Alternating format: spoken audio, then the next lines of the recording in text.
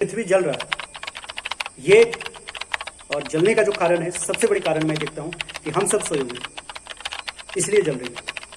और ये पृथ्वी अगर खत्म हो जाएगी, संपूर्ण विनाश हो जाएगा, तो फिर हम कोई नहीं बचेंगे। इन बातों की हमें कोई परवाह ही नहीं है। आज अगर रिपोर्टों की माने तो अधिकतर राज्यों में आप देखेंगे, भारत जैसा देश में अधिकतर राज्यों में, कि वहां पे जितने वन होनी चाहिए उस एक औसत प्रतिशत से भी कम है। आप समझ रहे, उस औसत प्रतिशत से भी कम में जा रही है। ये हम राज्यों की बात करें, वहां भी यही स्थिति बनी है। तरह तरह की चीजें में बदलाव दिख रहा है। और अभी जैसे नवंबर का महीना है, ये उत्तर पूर्वी भारत में अधिकतर क्या होती है कि ठंडी पड़ जाती है, लेकिन अभी तक कोई ठंडी का नाम निशान नहीं है। ऐसा इसलिए हो रहा है क्योंकि हमने अत्यधिक दोहन कर लिया प्रकृति।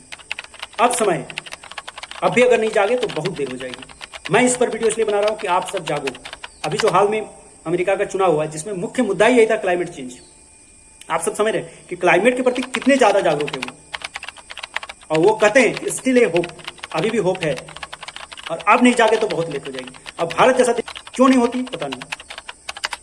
अगर हम लोकल चुनाव में अगर राजनेताओं से भी ये पूछे, ये नहीं है, बहुत आसानी से हो सकती है, लेकिन हम करना नहीं चाहते। हम लालच की उस अंधी दौड़ में दौड़ रहे हैं जहां कुछ नहीं मिलेगा, सर्वनाश हो जाएगा, विनाश हो जाएगा। उद्योगपति का लोग सब अपनी जेबें भर रहे हैं, कोई इस विषय पर बात नहीं कर रहे कि पेड़ लगाना है, हमें पर्यावरण को बचानी है, और जितना हो सके कार्बन का इमिशन कम करें। ये चीजें जो है कितनी मूल्यवान चीजें हैं, जीने में सबसे ज्यादा आवश्यक चीजें, और इसको हम कर ही नहीं पा रहे। महज ये एक मुद्दा बन के ना रह जाए। मैं इसलिए कहता हूं कि अब भी जागिए। और रामकृष्ण जितने भी हमारे हुए पूर्वज, उन्होंने तो यही बताया, यही सिखाया कि सनातन का मतलब ही होता है सत्य। असत्य का अब क्या करनी चाहिए, इस विषय पर यही है कि आप कम से कम धार्मिक बने, गीता आदि का जरूर अध्ययन करें। अब गीता पढ़ने से क्या संबंध है? मैं ये कहता हूं कि गीता पढ़ने से संबंध है। गीता जब आप पढ़ेंगे, आपके अंदर जो लालच है, अत्यधिक जो लालच है, वो कंट्रोल होगा, लगाम में आएगी।